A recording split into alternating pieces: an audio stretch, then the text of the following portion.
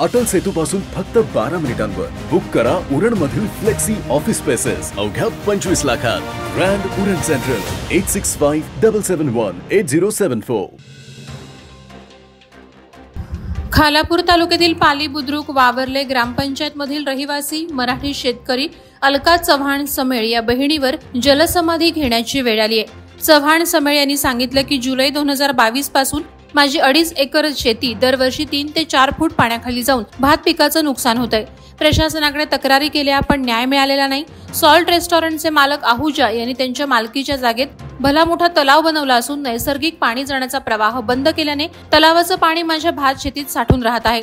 मुख्यमंत्र्यांनी आपल्या मराठी शेतकरी बहिणीला रक्षाबंधनाची न्याय स्वरूपात भेट द्यावी आणि जलसमाधीची वेळ येऊ देऊ नये अशी कळकळीची विनंती अलका चव्हाण समेळ यांनी केली आहे.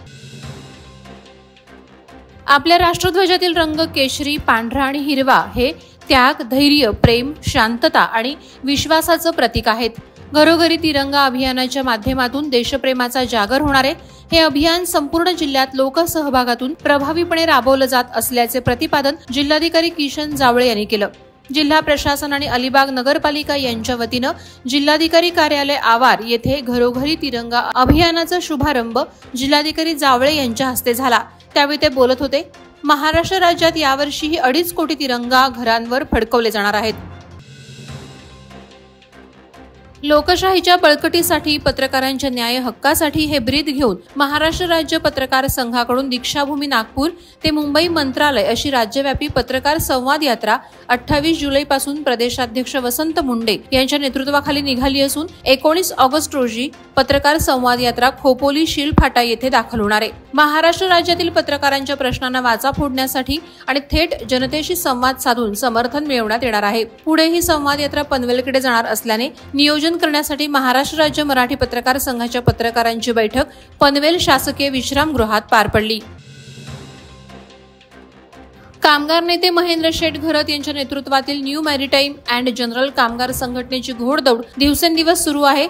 कामगारांप्रती असणारी आस्था आणि कामगारांना न्याय मिळवून देण्याचं कौशल्य यामुळे न्यू मॅरिटाईम अँड जनरल कामगार संघटना रायगड आणि नवी मुंबईमधील कामगारांसाठी आधारस्तंभ बनली आहे.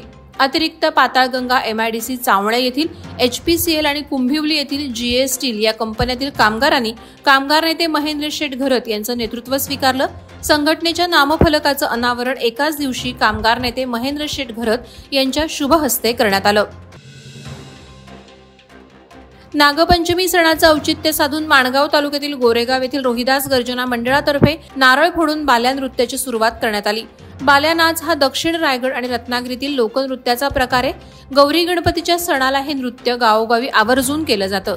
रत्नागिरीच्या शेवटच्या सीमेपर्यंत चालणाऱ्या या नाचाची सुरुवात गोरेगाव मधून झाली. या नृत्यात गोरेगावचे पत्रकार गिरीश गोरेगावकर सह प्रसाद गोरेगावकर यांनीही सहभाग घेतला तर पत्रकार नंदकुमार चांदोरकर यांनी गायन केलं.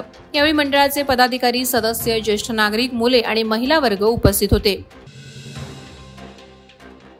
9 ऑगस्ट या जागतिक आदिवासी दिनाच्या निमित्तानं संपूर्ण पेण शहरात रॅलीचं आयोजन करण्यात आलं होतं.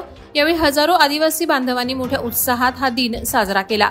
शहरातील डॉ. बाबासाहेब आंबेडकर आणि छत्रपती शिवाजी महाराज यांच्या पुतळ्यास आदिवासी विकास प्रकल्प अधिकारी शशिकला अहिरराव, आदिवासी आदिम कातकरी संघटनेचे प्रदेशाध्यक्ष विश्वास वाघ यांच्या हस्ते पुष्पहार अर्पण करून या कार्यक्रमाची सुरुवात झाली.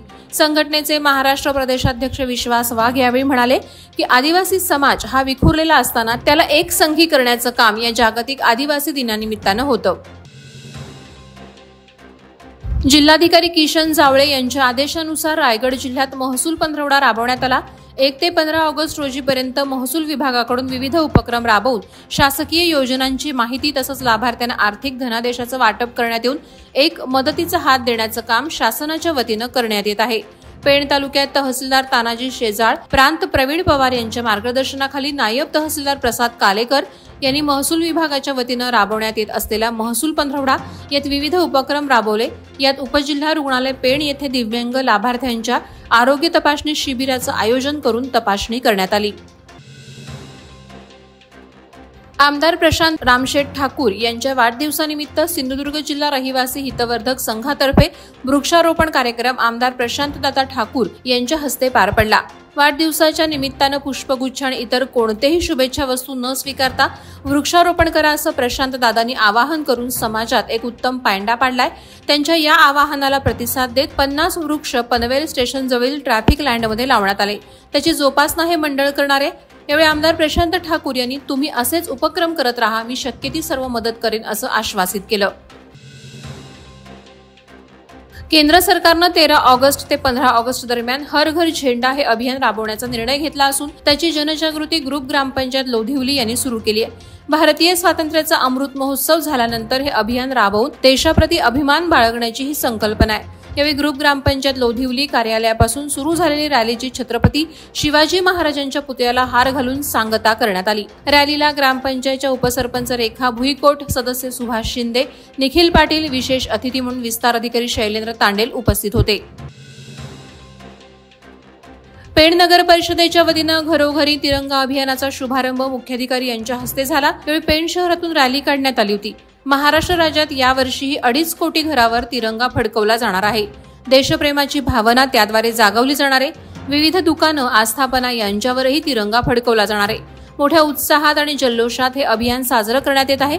घरोघरी तिरंगा अभियान आपल्याला सातत्यानं त्यागाची आणि बलिदानाची सतत जाणीव करून देईल। रॅली, पदयात्रा, तिरंगा सेल्फी, सैनिकांचा सत्कार असे हे अभियान साजरे होणार आहे।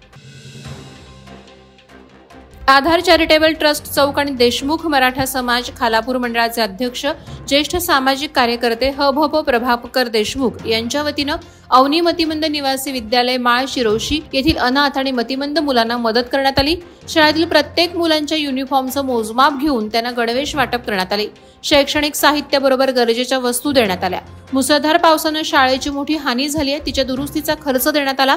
मतिमंद मुलांना सकाळी नाश्ता, दुपारी जेवण दिल्यावर रात्री मिष्टान्न जेवण देऊन मुलांच्या सोबत जेवण करण्यात आलं। वादळवारा लाईव्हसाठी न्यूज ब्युरो, रायगड। नवी मुंबई व रायगड जिल्ह्यातील ताज्या बातम्या आणि घडामोडींसाठी सबस्क्राईब करा वादळवारा लाईव्ह चॅनल आणि दाबा बेल आयकॉन।